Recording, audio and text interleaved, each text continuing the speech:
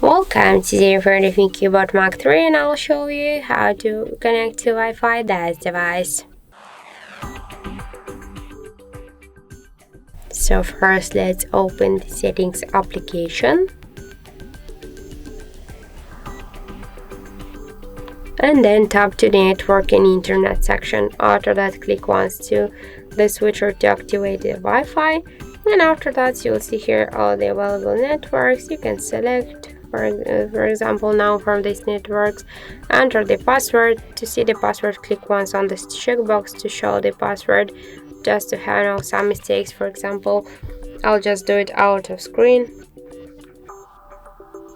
After that, just tap here to connect.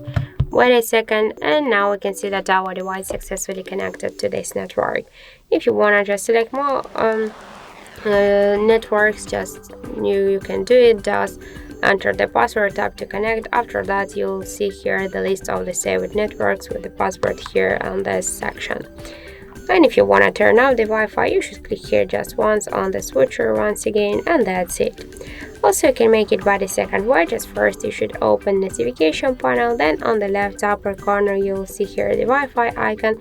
Click here once to activate the Wi-Fi. If you want to just launch the Wi-Fi settings, just to select the network, hold for a while this icon, and by the same way then just select the network, enter the password, tap to connect, and that's it. And to turn off the Wi-Fi by this way, just click once again on this Wi-Fi icon, and that's it. So thank you for watching, and if you found this video helpful, don't forget to leave a like, comment and to subscribe our channel.